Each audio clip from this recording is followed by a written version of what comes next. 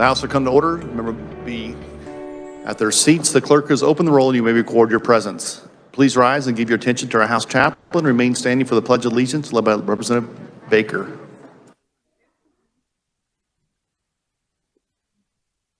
Let us pray. Almighty Lord God, thank you for the opportunity to once again come before you on behalf of our leaders. In the Old Testament, when told he could ask for anything, King Solomon requested wisdom and knowledge that he may lead his people. God was pleased with this request and granted to him the wisdom and knowledge to lead. This wisdom was not of human wisdom, but that which comes from God.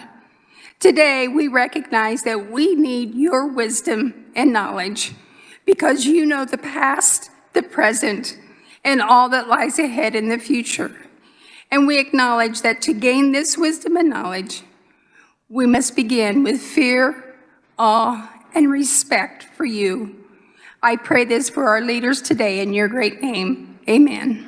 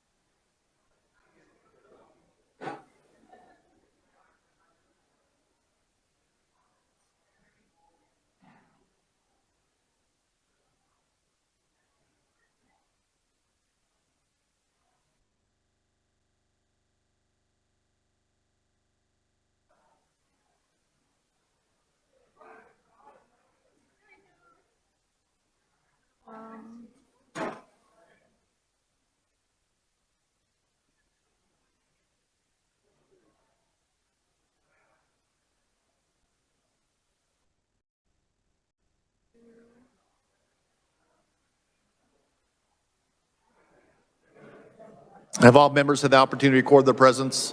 The clerk will close the roll and record the attendance.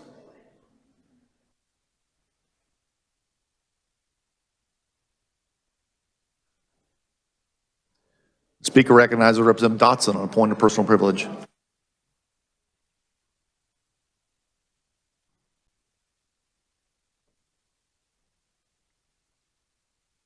Thank you, Mr. Speaker. Thank you, Buddy, for allowing me a little bit of time to brag about one of our Kansas heroes. I want to talk this morning about KSU President Richard Myers. I want to recognize his service. He just departed on Monday as the president of Kansas State University. He's unique in the history of our university. He graduated from Kansas State University in 1965. He earned a degree in mechanical engineering and a commission as a second lieutenant in the United States Air Force through ROTC. He joined the Air Force and rose through the ranks to become a four-star general, chairman of the Joint Chiefs of Staff, and principal advisor to the President of the United States.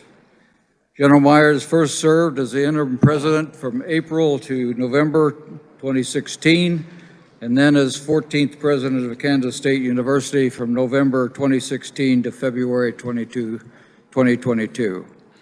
Under his leadership, the university added or renovated 1.9 million square feet to its campus. K-State alone in the athletic department completed 98 million of new and renovated facilities. Importantly, the university research and development reached a record high of over $218 million. Throughout his career, President Myers held critical positions in many aspects of national security. In 2009, the U.S. Department of Homeland Security selected the Kansas State University campus as new home of the National Bio and Agro Defense Facility, NBAF, and its construction was complete during his tenure. He brought the Blue Ribbon Study Panel on Biodefense to KSU at which time the former Senate Majority Leader Tom Daschle declared K-State and Manhattan, Kansas to be the Silicon Valley of biodefense. President Myers served as president through difficult and largely unprecedented times. The university had challenges in students finding their way, in enrollment, and in obtaining resources. This was all under the conditions of the COVID-19 pandemic. His inspirational leadership was key to the university being able to successfully navigate through these challenges. He led Kansas State University in a way that made us all proud, even as other great universities faltered. President Richard Myers and First Lady Mary Jo Myers served as co-chairs for the KSU Foundation Innovation and Inspiration Campaign, which raised $1.6 billion in private monies, surpassing our original goal by $600 million. This will greatly enhance opportunities for our students, facility enhancements, facility and faculty development, and support to programs. President Myers' term as KSU president has benefited not only the university, but Manhattan and the state of Kansas. He and First Lady Mary Jo reintroduced the meaning of family to KSU and to all of us as Kansans. He has earned a legacy as one of the great leaders of our great state. Thank you very much, Mr. Speaker. Would you like your word spread across the journal? Without objection, so ordered.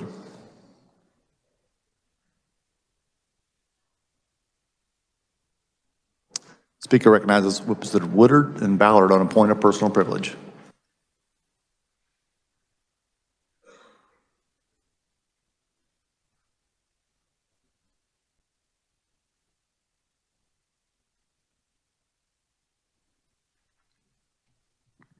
Thank you, Mr. Speaker. We would also like to invite up our Jayhawk alumni that are in the House, if you would like to join us for a recognition of a KU legend.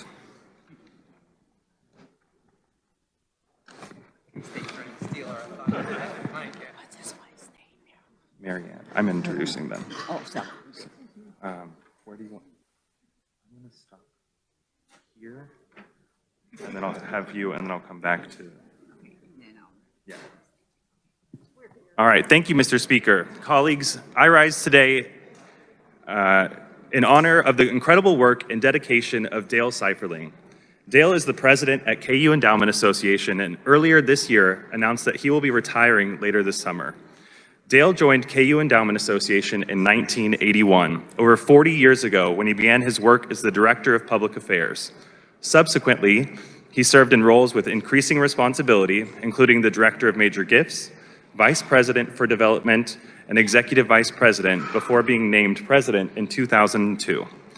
During his tenure, Seiferling has been involved with 3 of the 4 major fundraising campaigns undertaken by KU Endowment, including the most recent, Far Above, the Campaign for Kansas, which raised more than $1.66 billion for the benefit of KU, transforming education for decades of future Jayhawks to come. Okay. Good morning. Thank you, Representative Woodard, for including me.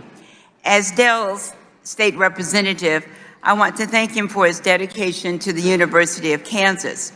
As a member of the KU faculty and staff, I can speak firsthand about his commitment to all operations of the KU system, from liberal arts to KU Medical Hospital.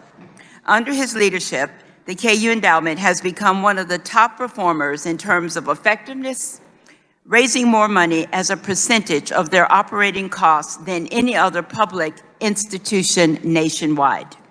KU Endowment now has over 131,000 donors, 49% of them new from all 50 states and 59 countries.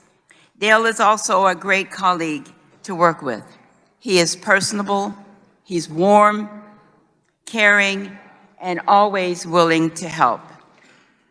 Thank you, Dale. You will be missed, and your shoes will be very hard to fill.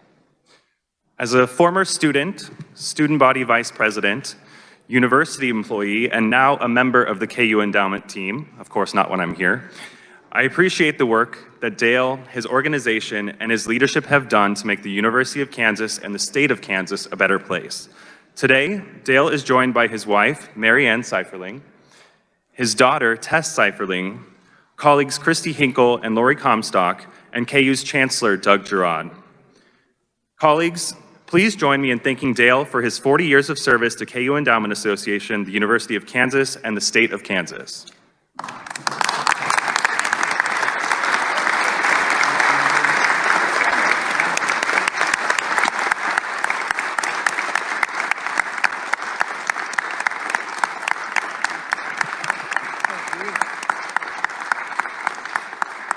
Thank you, Mr. Speaker. I request that my remarks be spread across the journal.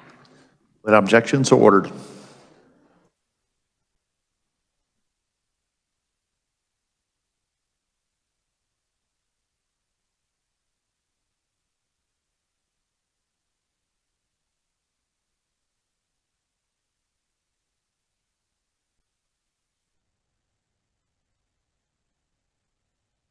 Introduction of bills and concurrent resolutions. The clerk will read.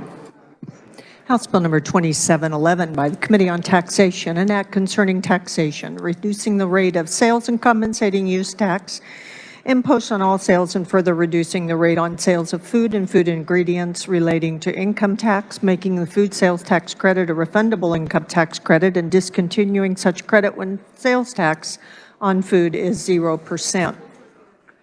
House Concurrent Resolution number 5030 by Representatives Osman, Alcala, and others, a concurrent resolution recognizing the growing problem of anti-Semitism in the United States and calling for the adoption of the International Holocaust Remembrance Alliance working definition of anti-Semitism as an important tool to address the problem.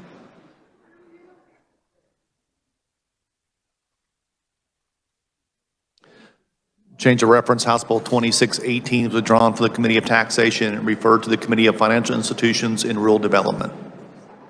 Message from the Senate. The clerk will read. Announcing passage of Senate Bills 200, 331, 343, and 377. Senate Bill number 200 by the Committee on Public Health and Welfare, an act concerning pharmacists and pharmacy, relating to the State Board of Pharmacy, expanding the pharmacist's scope of practice to include point-of-care testing for and treatment of certain health conditions. Senate Bill number 331 by the Committee on Financial Institutions and Insurance, an act concerning insurance relating to risk-based capital requirements, updating the version of instructions in effect. Senate Bill number 343 by the Committee on Public Health and Welfare, an act concerning persons with hearing loss, relating to statutory terminology, updating the term hearing impairment to hard of hearing, and other related terms concerning persons with hearing loss. Senate Bill number 377 by the Committee on Financial Institutions and Insurance, an act concerning insurance relating to the Captive Insurance Act, authorizing technology-enabled fiduciary financial institution insurance companies, providing for the certificate of authority, requirements, and operations thereof.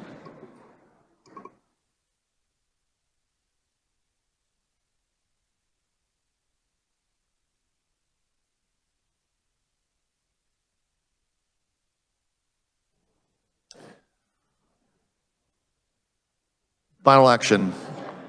Final actions on bills and concurrent resolutions. The clerk will read. House Bill number 2489 by the Committee on Financial Institutions and Rural Development, an act concerning financial institutions relating to technology-enabled fiduciary financial institutions, fees and assessments, examinations, disclosures to consumers, mandatory reporting of elder abuse. This constitutes final action on House Bill 2489. The clerk will open the roll and you may record your vote.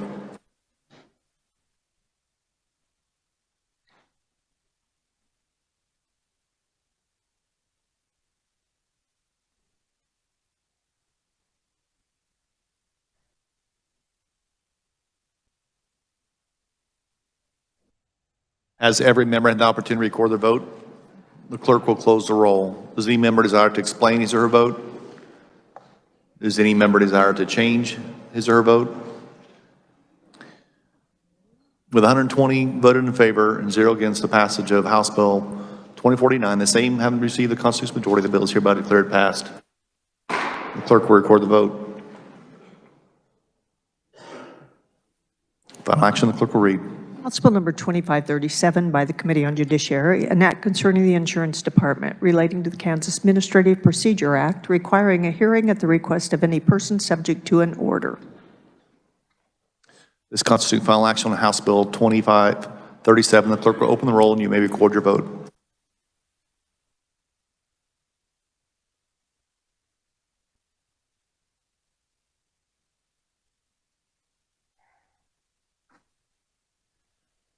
Has every member had the opportunity to record their vote? The clerk will close the roll.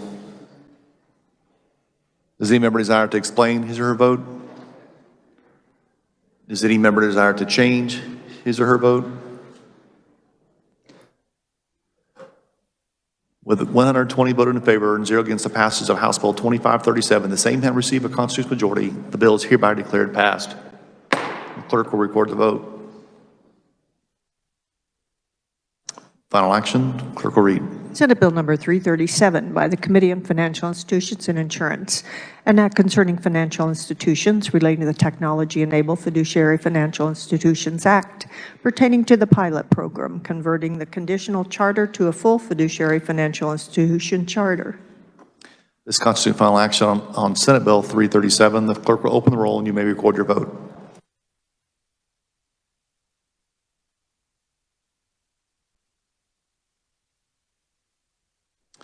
Has every member had the opportunity to record their vote? The clerk will close the roll. Does any member desire to explain his or her vote? Does any member desire to change his or her vote? With 119 voted in favor, 1 against the passage of Senate Bill 337, the same having received a constitutional majority, the bill is hereby declared passed. The clerk will record the vote. The chair recognizes Majority Leader Hawkins for a motion to resolve into the Committee of the Whole.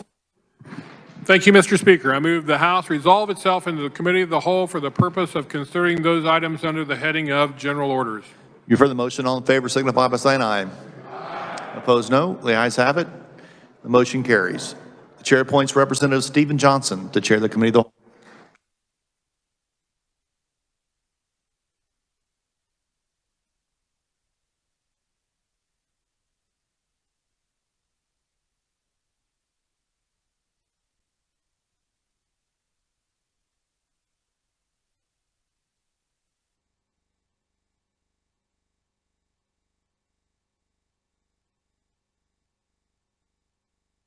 Good morning, committee.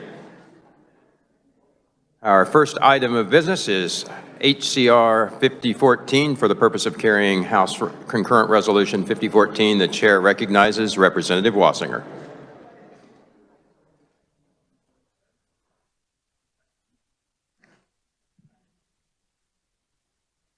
Thank you, Mr. Chair. I'm going to talk to you about HCR 5014. It amends Article 1 of the Constitution of the State of Kansas, adding legislative oversight to certain executive branch actions. I would like to tell the body that as the chair of Joint Rules and Regulations, it was very difficult for me to understand, even prior to that, what our job was to look at the rules and regulations. What happens is that we get to look over, right now, we get to look over rules and regulations which are brought forward to us, but we have no power to tell them whether or not they've overstepped their boundaries. In 1983, there was a lawsuit, Stephan versus the Kansas House of Representatives, and it was found that to have the legislature have total oversight like that and veto power on anything without any restrictions was not constitutional. Now we need this constitutional amendment to make sure that we are able to do this. There are many backstops on this. It's not that just the Joint Rules and Regulations Committee can do this. It has to go through the committee process, and it has to go to both houses in both the House and the Senate within this building, and passed by a 2/3 majority in both in order to revoke, change, or deny a regulation. Just recently in Joint Rules and Regulations, the Department of Labor brought 6 different regulations that substantially changed workmen's compensation law. I don't know anything about workman's compensation law, but I can tell you, doing it in regulations where it's not in statute is the wrong thing to do. We told them that. We couldn't stop them from doing that. After the meeting, I called the Attorney General, because everything that goes through joint rules and regs first goes through the Secretary of State, Department of Administration, Attorney General, the Office of the Budget. The Attorney General is the last stop. I called them and I said, is this not changing law?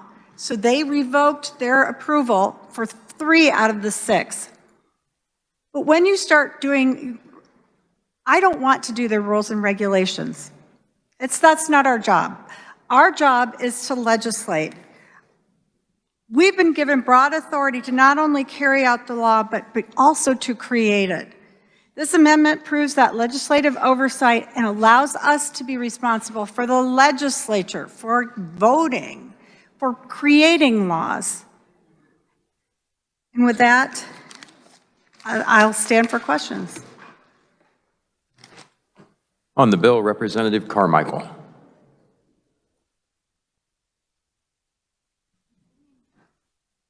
No questions. At least not now. Thank you, Mr. Chairman. This is indeed serious legislation that really merits a view not only from the supposed exigencies of the day, but instead a broader historical perspective. You know, there's a reason that State Ex Rel Stephan, otherwise known as Stephan versus the Kansas House of Representatives, decided, as I recall, the chairman said in '83, has not been the subject of legislative action because it's been a good rule for decades before, and it's been a good way to run business for the past 40 years. We are talking about doing something that is really important, groundbreaking, and ill-advised. There is a balance of power between the legislative branch, the executive branch, and the judicial branch of government. This proposed constitutional amendment turns that balance on its head as it relates to administrative rules and regulations. As much as some of us, perhaps myself included, would like for the Kansas legislature to usurp the role of the governor completely, and believe me, during the prior 2 administrations, I would have been more than happy to have the Kansas House of Representatives and the Senate run the government, because as a matter of fact, there happened to be Republicans with whom I disagreed living at Cedar Crest. And I'm sure there are many in this chamber today that would view this constitutional amendment very, very different if Derek Schmidt were the governor of Kansas. Because what we are doing is we are inserting ourselves into the traditional role of the governor, but not only the governor, independent state agencies. Not all state agencies are presided over by a member of a governor's cabinet. In Kansas, we have multiple independent state agencies, many of whom the nomination to serve on a particular board or commission is made by stakeholders. An example might be the C-Post. Nominations are made by law enforcement associations, and we'll be discussing that, I think, in corrections, whether that continues to be a good idea. But nominations are made by law enforcement agencies, prosecutors. The governor then makes the appointment based upon the nominations. And while it's a gubernatorial appointment, it is certainly not a governor-controlled commission. And so we are bringing the heavy hand of the legislature down not only upon governors, but also upon agencies which are supposed to be independent. We may think that there is a terrible problem in Kansas with agencies overstepping their legislative authority. But as we discussed yesterday, that's not how this process works. I would venture to say in my 4 or 5 years on the Joint Committee on Rules and Regulations that I've seen as many rejection letters from the Attorney General's office as I have seen approval letters. Nothing even makes its way to the Joint Committee on Rules and Regulations until, as I said yesterday, the Secretary of State, the Department of Administration, and very importantly, the Attorney General say it is not a usurpation of legislative intent or authority, and it is not contrary to any legislative enactment, and it is not beyond the agency's authority, and it is not in conflict with anything that the legislature has previously enacted, and it is not in conflict with any court decision. The example that my former chairman, hopefully next year to be my chairman again if we're both here, that my former chairman points out regarding the Department of Labor, I would suggest to you is a perfect example of how and why the system works well. Although the proposed regulations of the department, not all of them, by the way, were approved by the Attorney General in the first instance. There were regulations that were rejected. There were conferences. It's part of a back and forth process between the Attorney General and typically agency counsel. There were regulations that the department initially wanted to propose or considered proposing that never even started down the path to the Rules and Regulations Committee.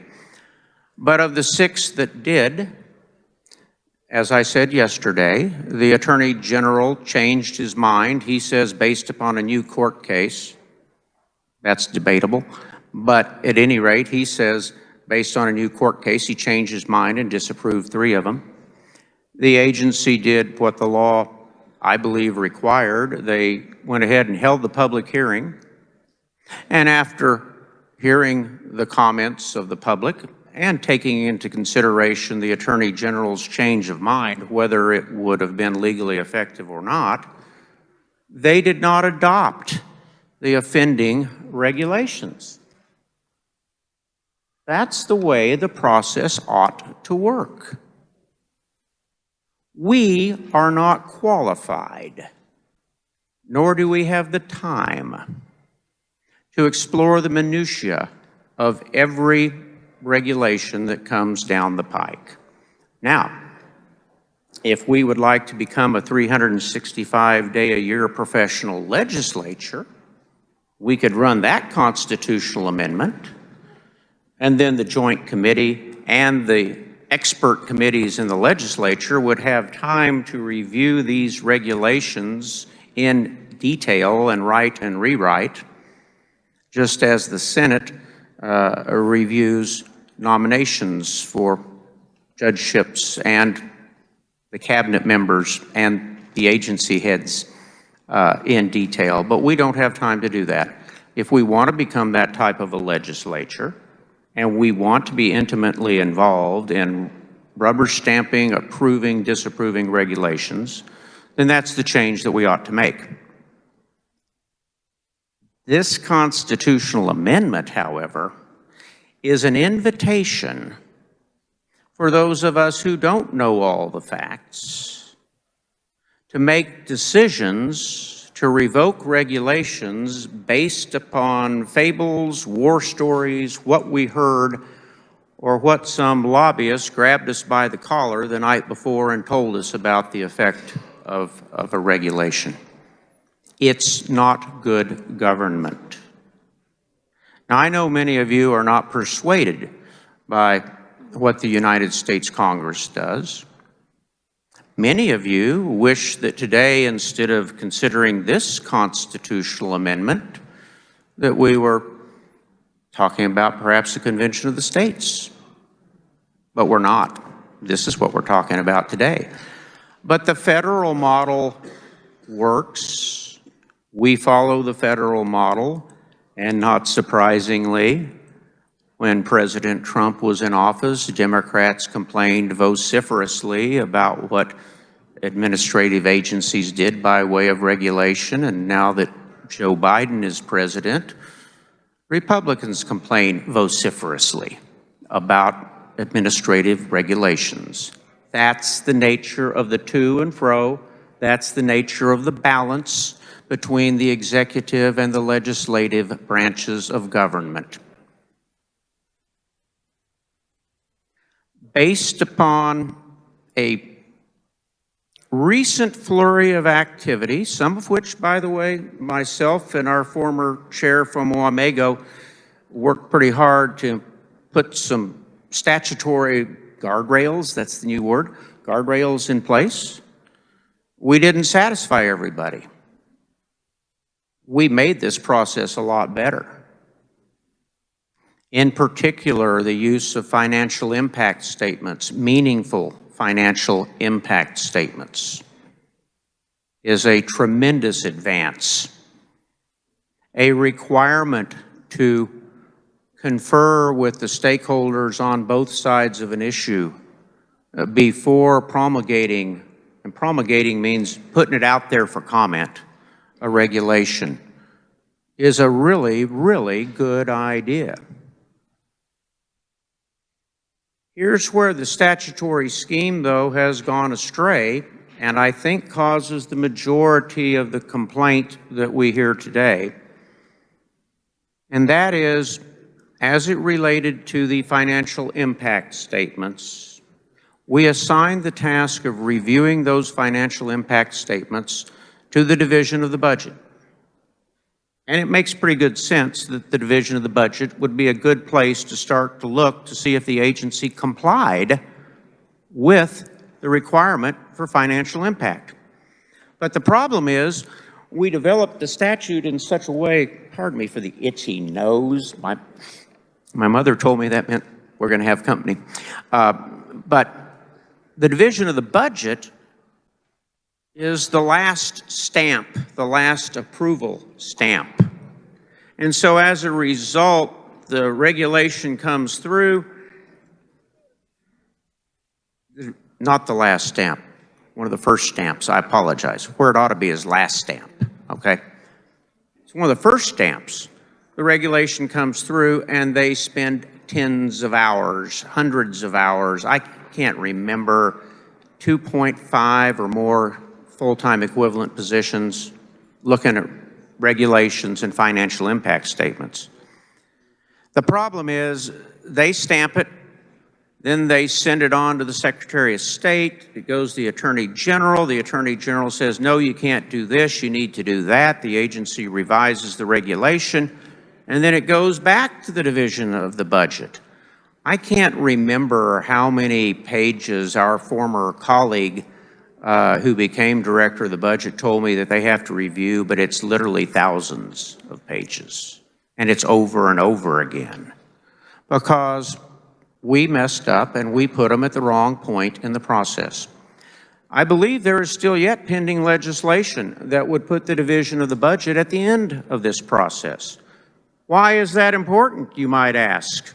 I can hear everyone saying right now, why is that important? It's important because the Director of the Budget has the absolute power to disapprove the regulation just like the Attorney General does. The Division of the Budget could take a financial impact statement that is insufficient on its face and not approve it. Bounce it back to the agency. Go do your homework.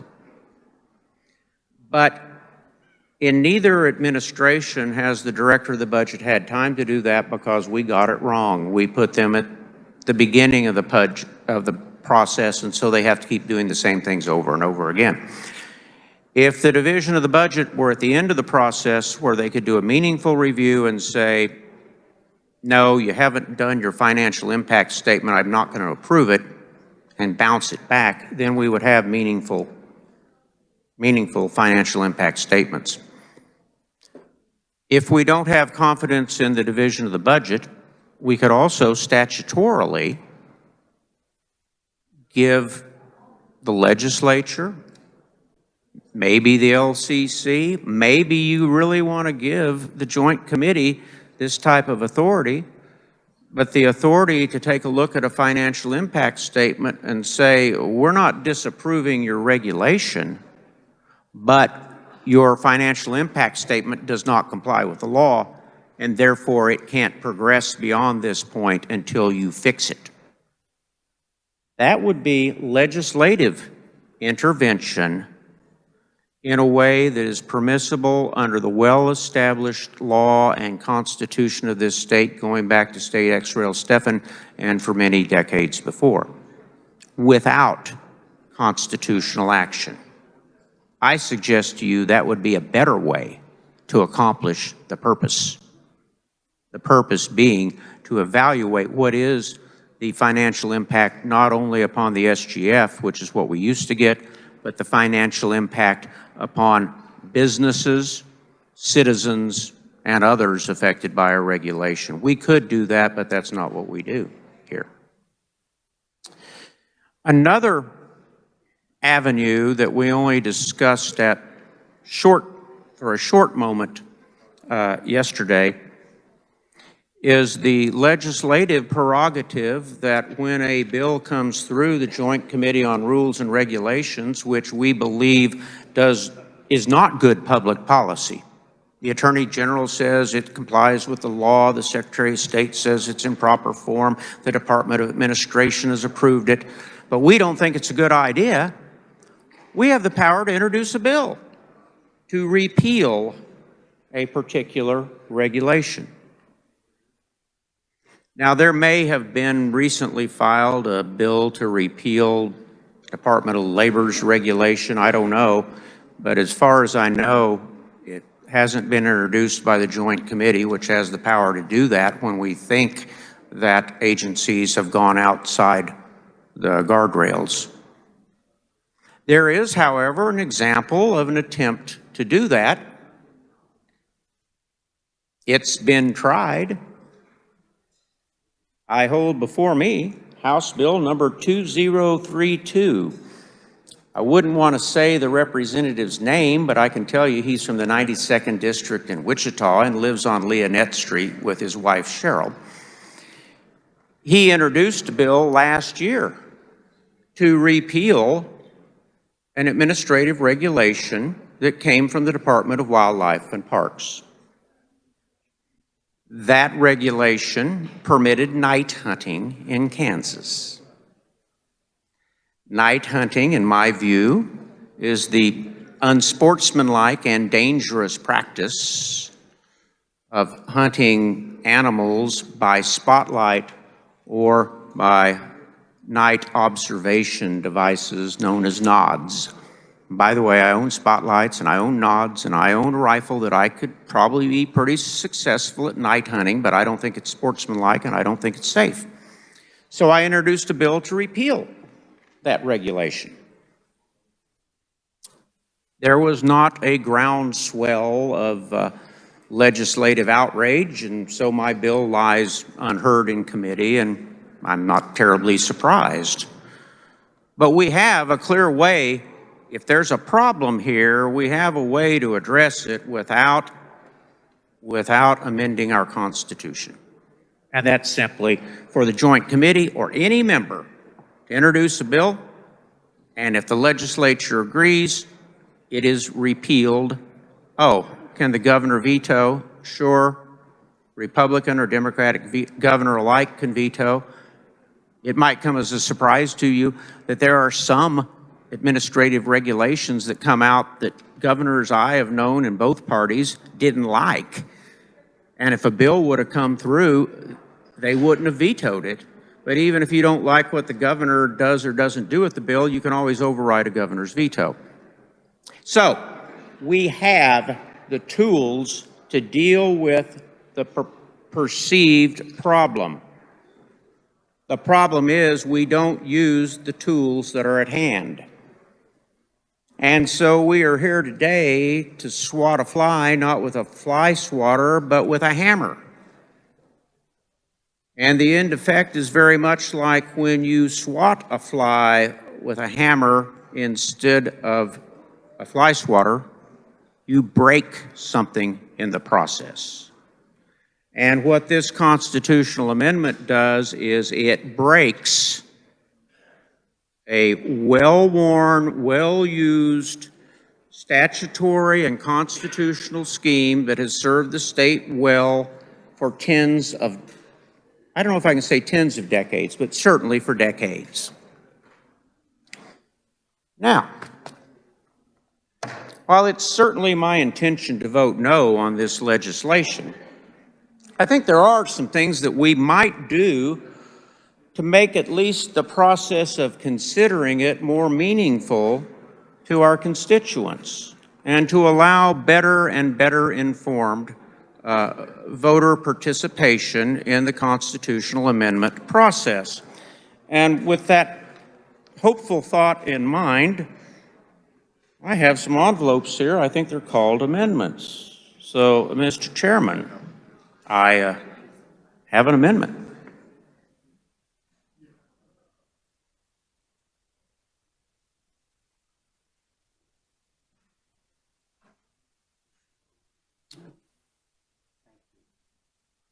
The amendment appears short. The clerk will read.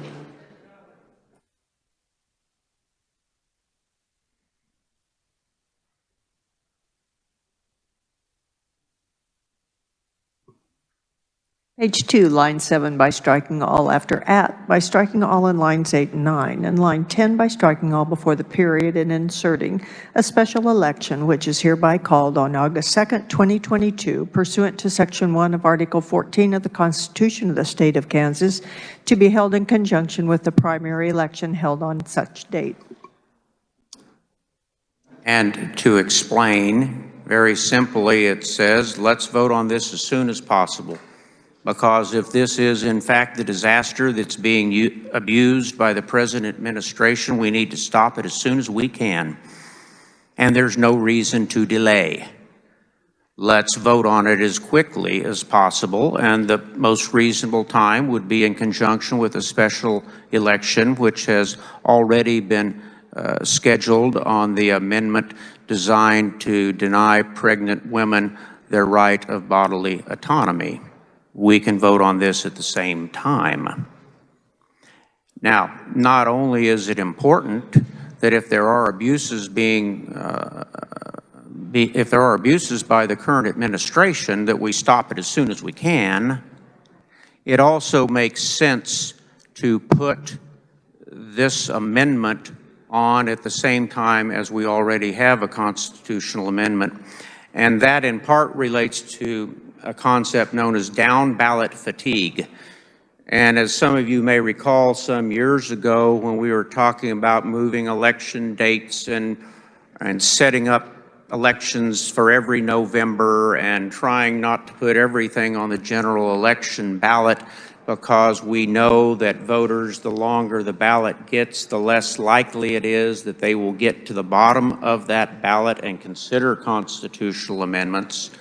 We know, and I think some people may well have even advocated, that we put the amendment to deny Kansas women their right to bodily autonomy on the August ballot, because then it wouldn't be confused with gubernatorial elections, senatorial elections, legislative elections, and everything else, and voters could give good attention to amending our Constitution, which is in fact one of the most important, dangerous, and sometimes necessary things that a legislature can do. So my amendment simply moves the election to this August so we can vote on it at a primary, and if the voters want to correct this perceived wrong, we'll get the governor in line just as soon as we can. Does anyone desire to speak to the amendment? Representative Wassinger. While I appreciate the efforts of my colleague, I consider this an unfriendly amendment, and I ask the body to vote against it.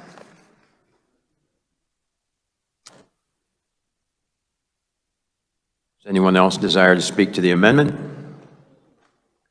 Seeing none, Representative, you may close on the amendment.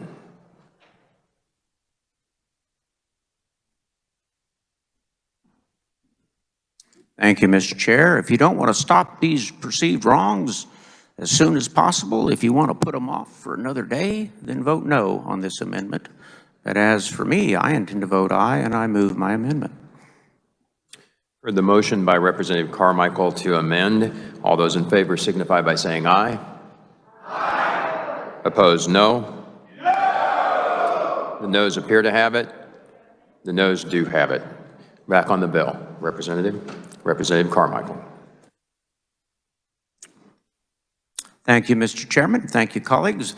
I know you saw the look of astonishment on my face as my last amendment went down. But having now learned that my colleagues believe that this is not indeed the emergency that needs to be fixed at the earliest opportunity, knowing that we can wait and put this off because, I don't know, it's not really the problem and we want to let the present governor, in some legislators' view, continue to abuse her powers or her agency heads or others, knowing that that's not important to deal with, then what we ought to do instead is look at this much in the way that we would handle, or we have traditionally handled, changes to legislative pay, other controversial issues which affect a current office holder, the concept that a particular politician has gotten out of line, but realizing that we're talking about more than just about today. We're talking about the next 100 years in Kansas. Maybe we ought to give this amendment more careful consideration. Let it percolate for a little while. Not make the decision based upon our guess as to who the next governor will be. Instead, I would suggest that haste makes waste, and perhaps we ought to reflect upon this. And that rather than this being a referenda on the current governor in the August primary, when there's a general election coming up in November, let's take the current politics out of it and let the people decide this, not based upon who is the governor, but whether or not it's a really good idea to do this. And so with that, Mr. Chairman, I have an amendment.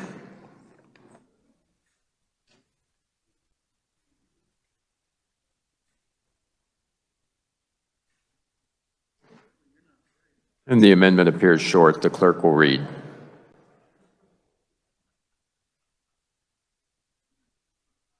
Page 2, line 7, by striking all after year, by striking all in lines 8 and 9, and line 10 by striking all before the period and inserting 2024. Please continue. Thank you, Mr. Chairman. All right. Flip side of the coin. It's not an emergency. Let's let it simmer a little bit. And the purpose of this amendment is to move this instead of to the November 2022 election, when we'll no doubt be fighting about who's going to, not fighting, we'll be discussing who's going to be the next governor. Let's get it out of the realm of politics. Let's do this in the general election of 2024, when the issue isn't who's the governor, but what's good policy. Thank you, Mr. Chairman. On the amendment, the chair recognizes Representative Wassinger. Thank you. While I appreciate what the colleague has done, I consider this an unfriendly amendment and ask the body to vote against it. Does anyone else desire to speak to the amendment? Seeing none, Representative, you may close.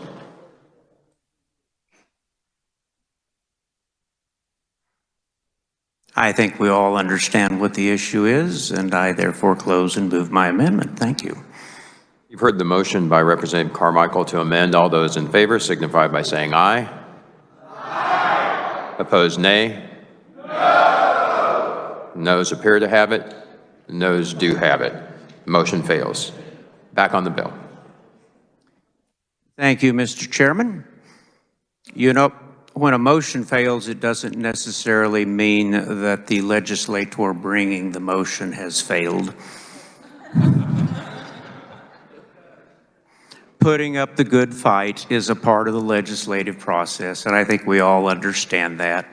So you've heard my thoughts about when we should vote on this. You've heard my thoughts about why we don't need to do this. I know that there are many other gray envelopes floating around this room, and I know that we all have a lot more work to do this afternoon in committee that, in my judgment, is far, far, far more important than passing this constitutional amendment. So I intend to vote no on HCR 5014, at least in its present form. Thank you, Mr. Chair. On the bill, Representative Hawkins. Thank you, Mr. Chair. I can't remember the last time I came up and spoke on a bill, so it's been a long time. So I'm probably out of practice, but I guarantee you it won't take me 35 minutes to get through my part. And I respectfully enjoy listening to the previous speaker. I do disagree with him on a few things. Number one, and I want to start out my short speech with the fact that it has nothing to do with governors. In fact, I would submit to you, in my last 10 years, and my friends from Wamego, we have seen 3 different governors, and we have seen this problem exist since we've been here, and it existed before we got here. It's been here a long time. It has absolutely nothing at all to do with what governor is in office. It has to do with the bureaucrats that are here year after year after year and never leave. They can be here those 40 years like the previous speaker was talking about. And those bureaucrats are the ones that actually promulgate all of those rules and regulations. And they get very artful at it. They get very artful at doing what they want to do. Sometimes they do exactly what they're supposed to do, and sometimes they don't. And once in a while, they will listen to what the the Joint Rules and Regs Committee says, and when they push back, they say, okay, we won't do that. But it doesn't happen very often. Most of the time, they're going to do what they're going to do. That committee can sit there and listen to their arguments, to their speeches. They can then say, hey, we really don't think that this rule and reg is appropriate. And unless they want to make a change, they do not have to make a change. So really what this constitutional amendment does is it does something that every single chair, every single vice chair, every ranking member of every committee that has pushed a bill and watched their bill be changed by a bureaucrat, this constitutional amendment gives us the ability to at least make a change. Is it going to be easy? It probably won't. We're still going to have votes. We're still going to have a resolution. We'll have to have both the House and the Senate agree. So there's still a process with plenty of safeguards to go through to get the process done to say, no, that's not what we intended to do. It is actually the perfect solution that I would say 125 House members should vote for. However, I know that won't happen. But I do think that it'll be more than 84. Because I do believe both sides of the aisle understand exactly what happens in the rules and regs process and how things sometimes get changed far beyond the intent that was planned or was worked through during the committee process. So I do think that we can come together as a body and agree that this is a good thing for us to do. And it allows us to enshrine in our Constitution that the legislature is the body that makes the law and not bureaucrats. That's really what it's about. It's not about a governor. I heard the previous speaker talk on and on and on about how this was about saying something about this particular governor. It's not. It's not saying anything about this governor or the last governor or Sam Brownback. None of them. It's about the bureaucrats. So I think that we can, in fact, make a change here that's positive for the people of Kansas and for the way our laws are made. So here about a year ago, when this constitutional amendment was first thought about, I said this amendment would give Kansas the ability to vote on whether we want to restore oversight authority of the rule-making and regulatory process through our state constitution.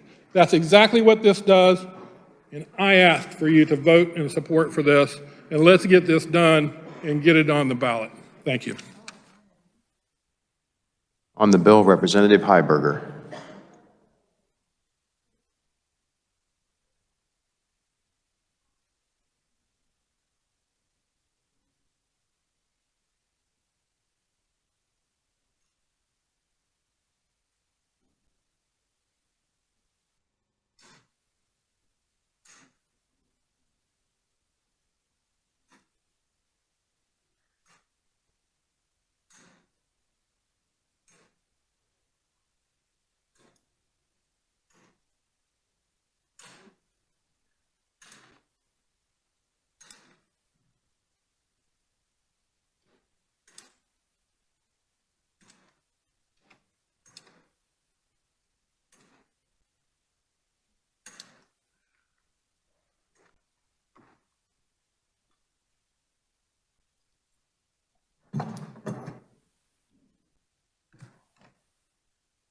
Well, I apologize, colleagues. I thought the representative from Ottawa was in the queue ahead of me.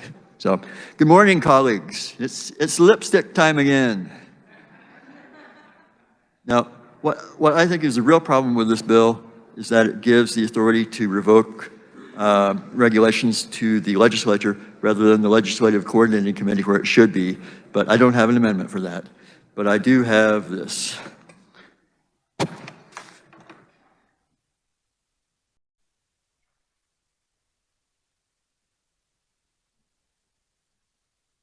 The amendment appears long. Would the representative like to explain?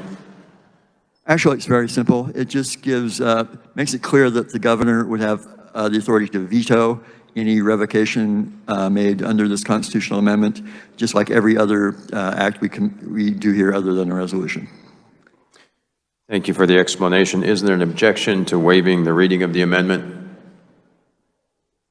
Seeing none. Does anyone else wish to speak to the, or please continue, Representative, if you have further explanation. And if not, is there anyone else on the amendment?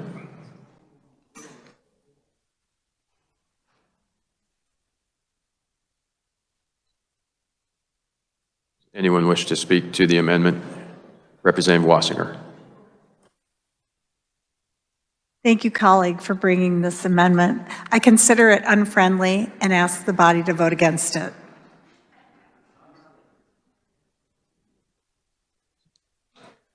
Seeing no one further to speak to the amendment, Representative Heiberger, you may close. Well, as one of the previous speakers pointed out, this constitutional amendment does really kind of upset our previous balanced powers under our Constitution. This attempts just to bring it back a little bit, and so I move my motion. You've heard the motion by Representative Heiberger to amend. All those in favor signify by saying aye. Aye. Opposed, no? No. The noes appear to have it. Noes do have it, and the motion fails. Representative Heiberger. Thank you, Mr. Chair. I'll be voting no on this constitutional amendment. I think the example pointed out about the Labor Department recently, I think it's clear that if there's a problem in the system, it's in the Attorney General's office, and the problem needs to be fixed there. If they're approving regulations that agencies don't have authority to issue, things need to be cleaned up there. I think I've been involved in the process during my time in state government over the years. I think it really works, and there are a lot of checks and balances on it, a lot of guardrails, if you mind. I don't think this constitutional amendment is necessary. Thank you for your time. On the bill, the chair recognizes Representative Schmidt.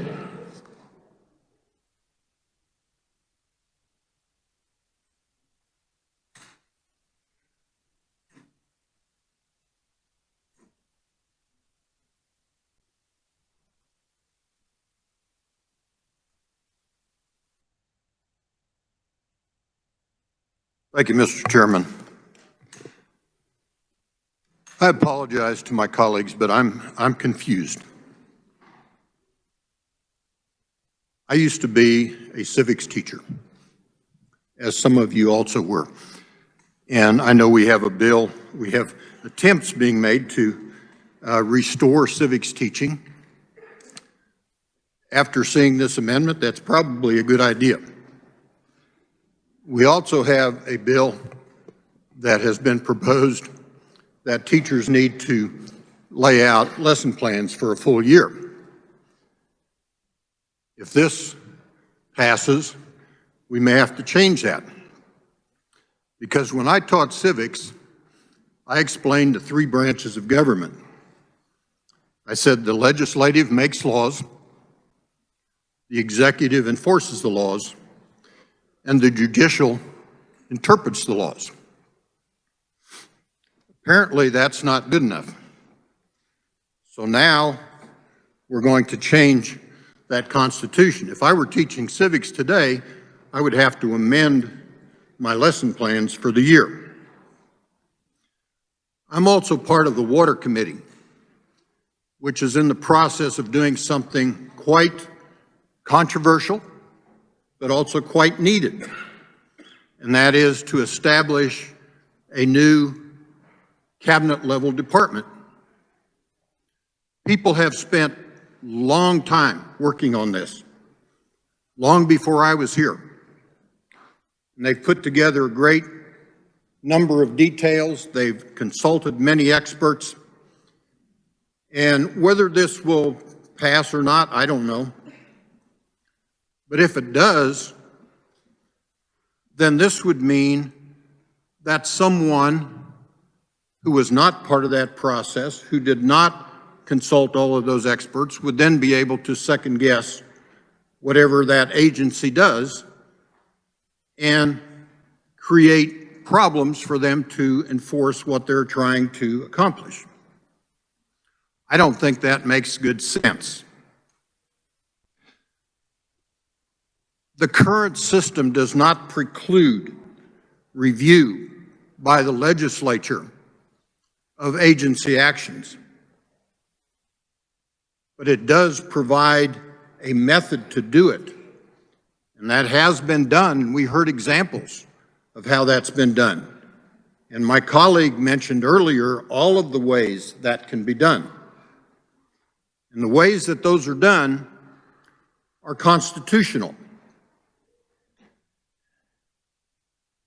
I am worried that if I ever go back to teach civics, I may have to change my lesson plans, because the way I taught it, the legislature makes laws, the executive enacts the laws, and the judicial serves as a referee between the two when there's a dispute about what it means. Thank you, Mr. Chairman. On the bill, the chair recognizes Representative Woodard.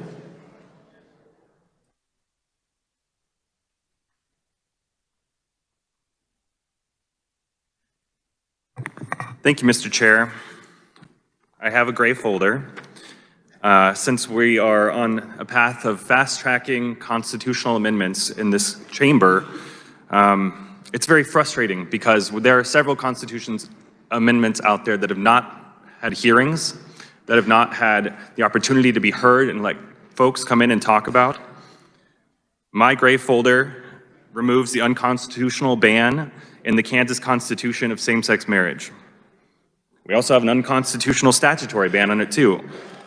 It's frustrating because that was introduced in February 10th, 2021, and we can't even get a hearing. Not a single hearing on this or any other equality issue since I've been here. We've met with chairs, we've met with leadership, we've tried to do the right thing, use the right process, yet we've been stifled from the debate every single time. It's time to let experts testify. We need to let supporters and opponents have their say. We could repeal the statutory ban on same-sex marriage this November, but to save our distinguished rules chair from a germaneness challenge debate and the Rules Committee the trouble of coming up with gymnastics about how amendment to the Constitution, to amend the Constitution is not germane at all to a constitutional amendment. I will not run the amendment, but I will be voting no on HCR 5014. Thank you, Mr. Chair. Chair recognizes Representative Probst.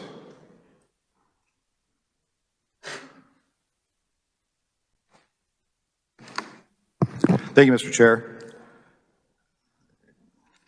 I think some of the things we're doing this year are a little bit head-scratching in nature.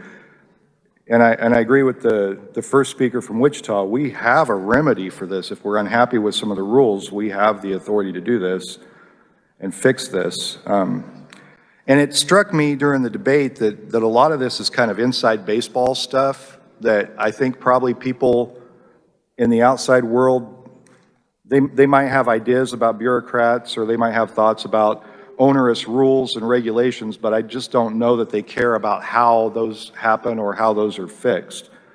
But there are some other things I think people care about quite a bit. And since we've demonstrated to an excessive degree this year that we enjoy the opportunity to allow Kansans to vote on things, I do have an amendment.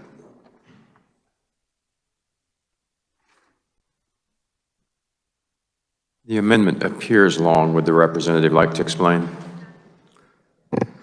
It might appear long, but it's really quite simple. It puts on the ballot a question to voters about whether they want to instruct the legislature to create rules and legislation to enact Medicaid expansion. I'll say one more thing. This is not a vote for Medicaid expansion. This is a vote to allow people in the state of Kansas to decide for us what we've been able to decide for ourselves. In the history of this, you remember originally when this came down the pipeline, the decision rested solely with the governor to make the decision. We didn't like that, so we created legislation that said the legislature has to make this decision. And this has been gummed up year after year after year, despite the fact that we have polling that shows upwards of between 70 and 80% of Kansans support this policy. So what this does is takes our inaction and our inability to do our job and tosses it to the public and says, what shall you have us do? I'll stand for any questions. Is there an objection to waiving the reading of the amendment? Seeing none, on the amendment, Representative Finch.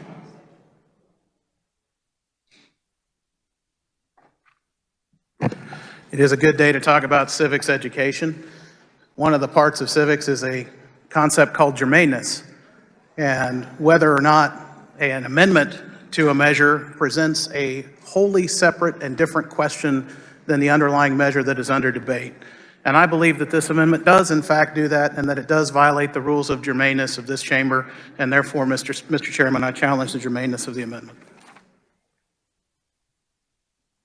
The germaneness has been challenged by a former rule chair. Would the rules chair, Representative Patton, make a ruling on germaneness of the motion by Representative Prost to amend HCR 5014?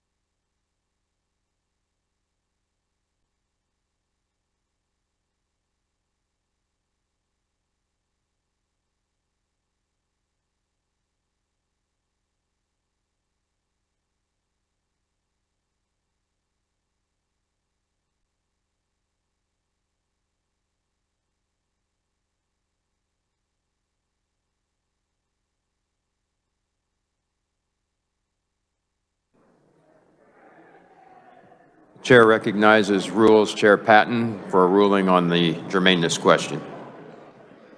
Good. Is it afternoon now? Good afternoon, body. Thank you, Mr. Chair. This was our first opportunity for the Rules Committee to get together this year, so I appreciate the opportunity, Mr. Pro Tem. We looked at both the amendment and the resolution. We've obviously heard a lot about what the resolution does. I don't need to explain it again. You all know we're dealing with, sorry, can you not hear me? We would be giving legislature oversight of administrative rules and regulations. And while the explanation of the amendment said it would deal with rules and regulations, if you look at the amendment itself, it's changing the Constitution to insert that after July 1st, 2023, that we would have Medicaid, we'd have expanded Medicaid in Kansas. In the explainer that would go on the ballot, it does talk about rules and regulations, but there's nothing dealing with rules and regulations that would actually go in the Constitution. While they are both purporting to be constitutional amendments, we talked about that a little bit, and we didn't even find that to be a point of contact. They just happen to be concurrent resolutions dealing with constitutional amendments, and many of those things that are included would be included in any constitutional amendment. Just like when we look at bills, many of the things that we see in bills are the same in every single bill. There's always, you know, the beginning, the enactment date, publication in the register, those types of things are common in everything that we have before us. And so while we didn't take very long, we did look at this and we did not find any points of contact and have determined that it's not germane. With the ruling of the Rules Chair, we are back on the bill.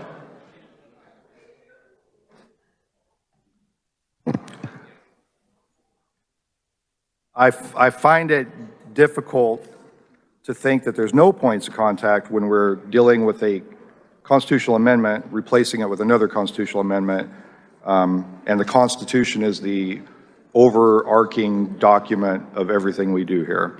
However, I'm not going to make a challenge to that. I do hope that someday this body will seriously debate some of these issues that we can't seem to deal with or don't want to deal with. But I guess we'll spend a lot of time doing some inside baseball stuff. Thank you. On the bill, Representative Finch.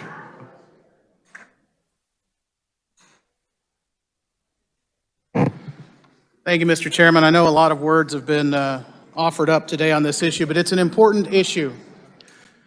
We've heard comments about civics and about three branches of government, and it's true that the legislative branch makes the law, but also in many of these bills, there's a provision, usually right towards the end, that says authority is given to some executive branch agency to issue rules and regulations to flesh out the law.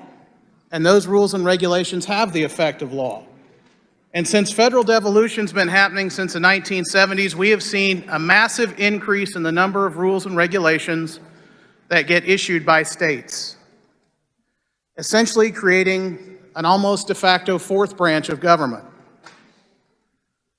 After the Stephan case in 1984, the legislature's first attempt to rein in some of those regulations and have some say in what was coming out using the authority they had given was found to be unconstitutional. Other states have tried. Some have found a proper way to do that. And this is one more in those attempts to find the proper, legal, constitutional way to restore some sort of control over the bureaucratic state. Simply put, the amendment puts the question to the voters of the state of Kansas, should the legislature be able to, by a majority vote in both houses, revoke a rule or regulation that it gave the original authority to the executive branch to issue? Logically, it makes no sense that the legislature can give that authority and then must wash its hands of any ability to revoke it except by passing a subsequent bill. But that's what Stephan says, and that's been the scheme that we've operated under. This doesn't affect the executive branch's ability to do its job. It doesn't take power away from this or any other governor. What it says is that rules and regulations can and should be reviewed, and if a majority of the legislature believes that a rule or regulation goes too far, it can revoke them. Because after all, they wouldn't have been issued unless the legislature gave that authority in the first place. We've heard arguments about partisanship and whether this is a referendum on any governor, current or future, and the reality is that it doesn't matter who's at Cedar Crest, because many of the people who issue these rules and regulations have these jobs, administration in, administration out, and the rules and regulations keep coming. We're here 90 days, some years a little more, hopefully some years a little less, but it's very hard for this body to monitor every rule and regulation.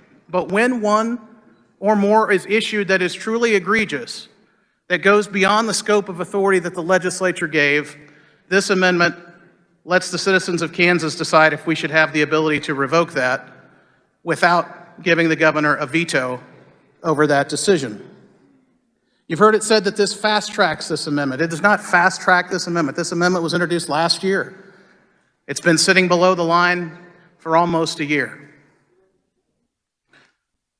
I would encourage you to actually look at the text of the amendment to see that it is not complicated. We're not asking the voters to upset the apple cart, to make this legislature some super branch of government, merely to restore to the members of this body and our colleagues across the rotunda the ability to say, yes, you got it right, these rules and regs properly and concisely give effect to the law that we passed, or no, you didn't. You went too far and you're infringing on the freedom and liberty of Kansans, and we want to revoke that. Mr. Chairman, I support this constitutional amendment, this House concurrent resolution, and I would urge the body to vote yes on it today. Thank you. On the bill, the chair recognizes Representative Sawyer.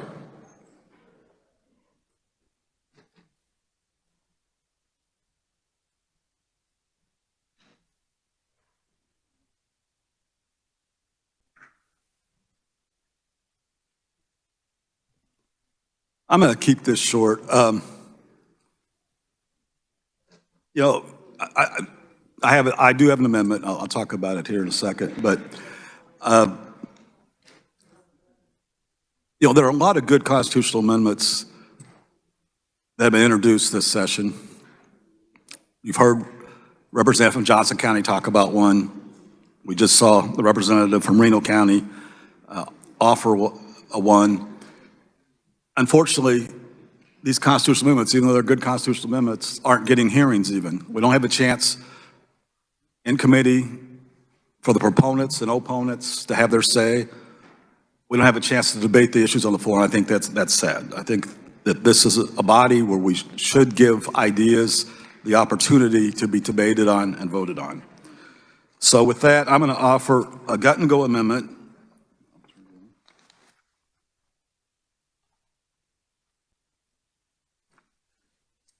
This amendment guts the underlying bill and puts in the contents of a constitutional amendment that was introduced this year. It's been sitting in committee, languishing without a hearing. It's an amendment that would allow the voters of Kansas to decide whether it would set a date that by July 1st, 2023, the legislature would have to pass a bill allowing the use of medical marijuana in Kansas. So the amendment does appear long. I think the explanation is complete. Is there an objection to waiving the reading? There's no objection. Representative, do you have further comments beyond the explanation? I will say that on this particular issue, the House has passed a bill allowing medical marijuana, and it's the Senate that is not taking any action at all. But I think, if the voters, I think this is a good issue to turn over to the voters and let them tell us that we have to pass a bill, and then maybe the Senate would finally do it. On the amendment, the chair recognizes Representative Finch. I have no questions for you, Mr. Leader. Doesn't seem like that long ago we heard some members from this side of the aisle talk about how pernicious the gut and go was and what a terrible tactic, and yet here we find ourselves with one right here on the House floor. This measure did get a vote in the House. It's awaiting a vote in the Senate. And if this measure were to go on this, this constitutional amendment, this HCR, it would take 27 votes in the Senate. They're having trouble finding 21 at the moment. I think this would actually make it harder and less likely that those who support medicinal marijuana would actually have a say in this issue across the state.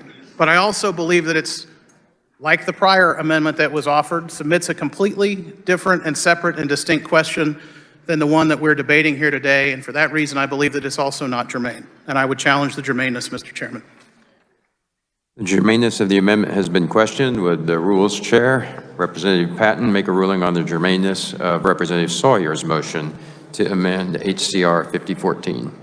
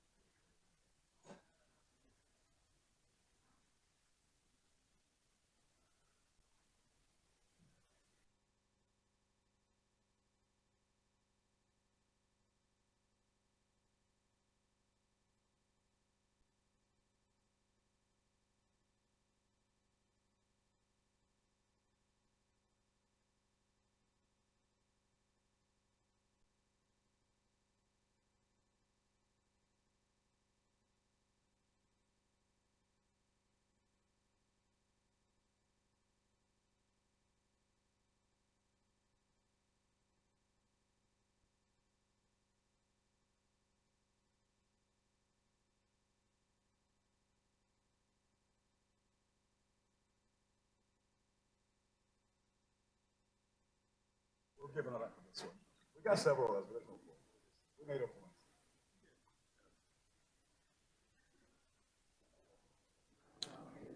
point. Chair recognizes Rules Chair Patton.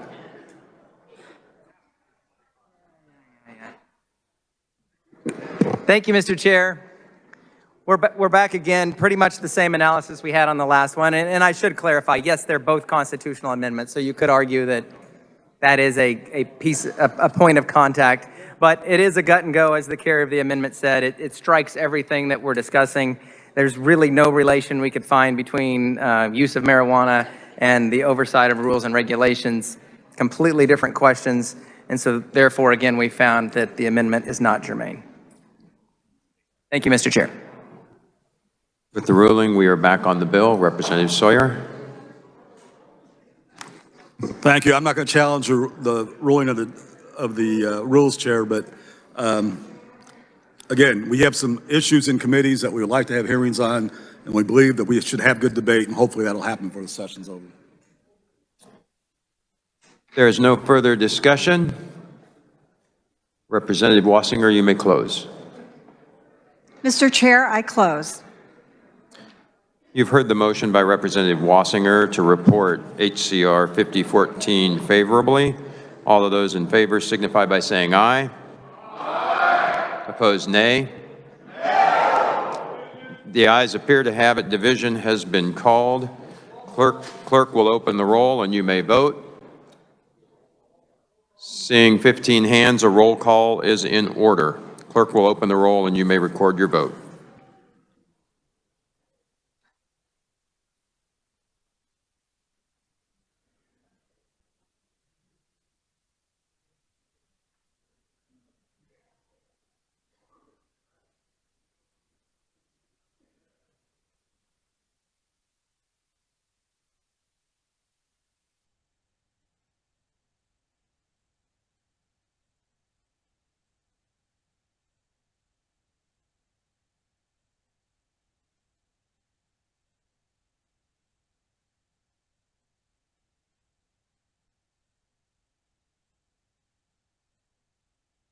Has every member had the opportunity to vote? Does any member wish to change their vote?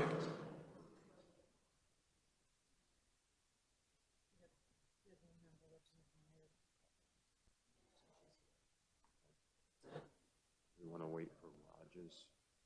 Go ahead. Seeing no changes of vote, clerk will close the roll and take the tally.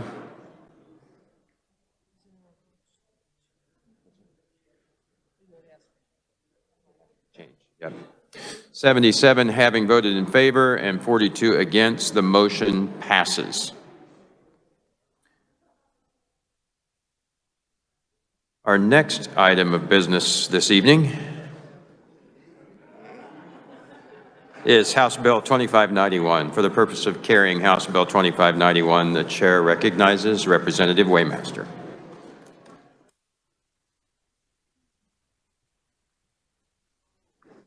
Thank you, Mr. Chairman. There were no committee amendments, and so I'll just move into House Bill 2591. And this is actually a cleanup bill that needed to be introduced this session. If you recall, last year we had House Bill 2022, and what that bill did is it combined the two oil and gas abandoned well funds so we could address the over 5,000 abandoned wells across the state of Kansas. However, when we passed House Bill 2007, which was the budget bill, there was conflicting language which disallowed the KCC to combine those funds and actually fulfill the intent of House Bill 2022. So House Bill 2591 is just a clarification, and it actually just gets rid of the conflict that was between House Bill 2022 and House Bill 2007. I'll stand for questions. On the bill, the chair recognizes Representative Carlin.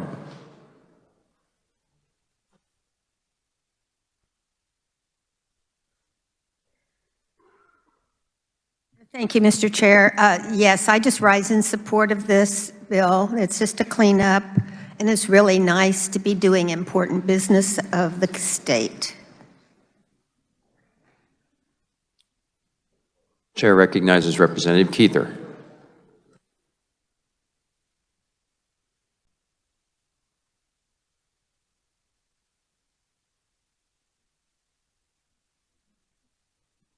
Thank you, Mr. Chair. I rise in support of this piece of legislation.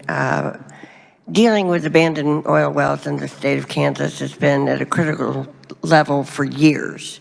So to make sure that we can get everything done that we possibly can to get these dealt with is an imperative, and I really hope you will support this piece of legislation. Thank you. If there is no further discussion, Representative Waymaster, you may close. Thank you, Mr. Chairman. I move that when we rise and report, that we report House Bill 2591 favorably for passage. You've heard the motion by Representative Waymaster to report House Bill 2591 favorably. All those in favor signify by saying aye. Aye. Opposed, nay. Ayes appear to have it. The ayes do have it. Motion passes. Next item of business is House Bill 2560. For the purpose of carrying House Bill 2560, Chair recognizes Representative Fairchild.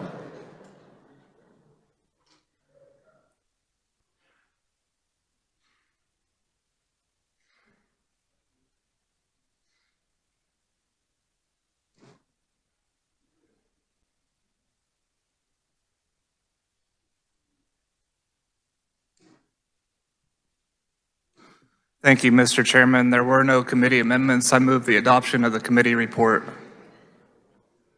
Thank you, Representative. The motion is not necessary without the committee, without an amendment. You may proceed. This bill is a very simple and straightforward bill, and what it does is it extends certain fees within the Department of Agriculture until July 1st, 2028. And also what it does is it extends the water right transition assistance program until July 1st, 2030. And this is an important program to Western Kansas. It's a program where the Department of Agriculture retires water rights, and the point of it is to try to preserve the aquifer in Western Kansas. And so we need to pass this in order to preserve this program.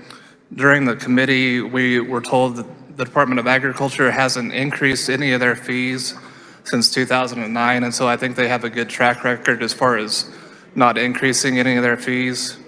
During my time in the legislature, I've consistently voted against fee increases, but this bill does not increase any fees. All this bill does is it extends the current fees in the Department of Agriculture until 2028, and so I don't have any problem with the bill since it doesn't increase any fees, and all it does is extend the current fees, and so I'll stand for questions. On the bill, the chair recognizes Representative Carlin.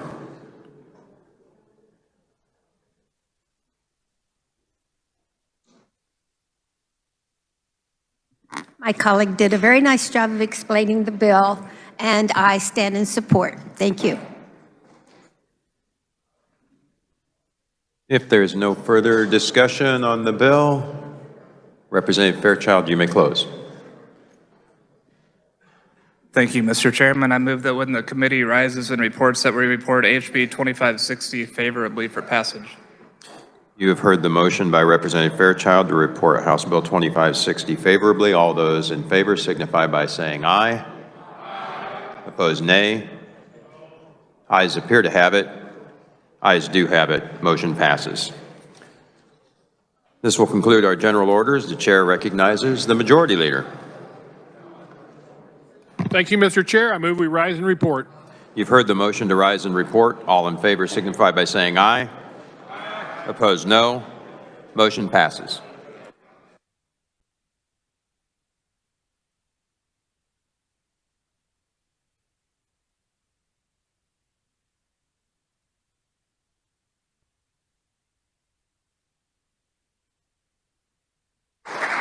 The clerk will read the committee report.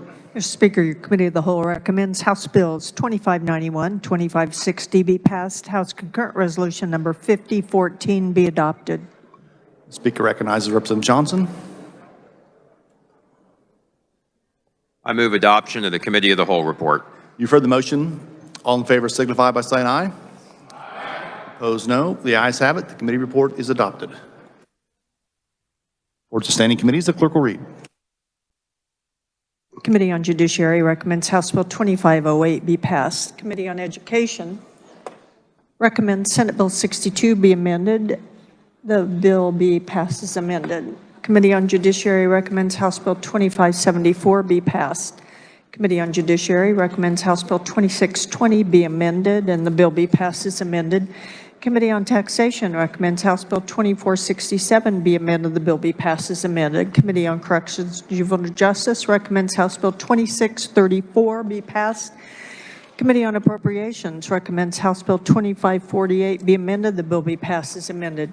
Committee on Judiciary recommends Senate Bill 102 be amended, the bill be passed as amended. The Committee on Children and Seniors recommends House Bill 2004 be passed. Committee on Transportation recommends House Bill 2567 be passed. Committee on Transportation recommends House Bill 2594 be amended, the bill be passed as amended. Committee on Federal and State Affairs recommends House Bill 2528 be amended, the bill be passed as amended. Committee on Transportation recommends Senate Bill 101 be amended by substituting a new bill to be designated as House substitute for Senate Bill number 101 as follows: an act concerning electric assisted bicycles relating to the regulation and approval use thereof, providing for use of certain sizes of motors, and the substitute bill be passed. Are there announcements? Representative Hsu.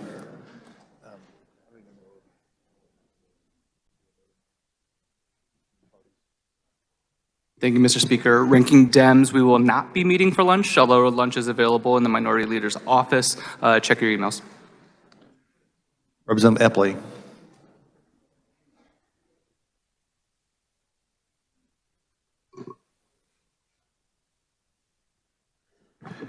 Thank you, Mr. Speaker. Colleagues, at your desk, you'll see this survey that was left at your desk. It's a most current comprehensive survey on vaccinations.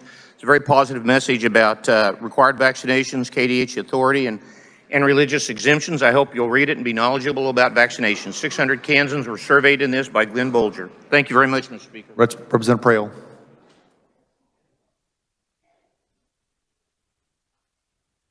Thank you, Mr. Speaker. Aviation Day is scheduled for tomorrow. It has been canceled due to the weather that they are predicting to come in. So Aviation Day is canceled for tomorrow. Thank you, Mr. Speaker. Representative Waymaster.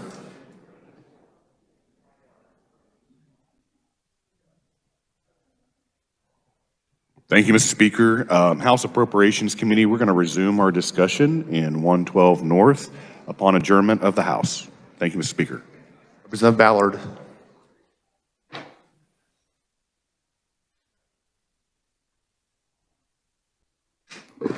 Thank you, Mr. Speaker. Just a reminder, we will have Thursday Summit tomorrow in 152 North, our regular room, and lunch will be provided. Thank you.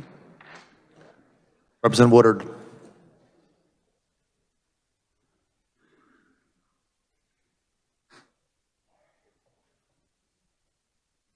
Thank you, Mr. Speaker. Democrats will have agenda tomorrow morning at 8:45 and 152 South, tomorrow at 8:45. Thank you, Mr. Speaker.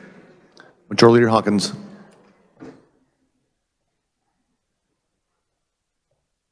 Thank you, Mr. Speaker. Republicans, we will have calendar tomorrow morning in the old Supreme Court room at 8:30 a.m. Mr. Speaker, I move the House adjourn until Thursday, February 17th at 11 a.m. You've heard the motion. All in favor signify by saying aye. Aye. Opposed, no. We are adjourned.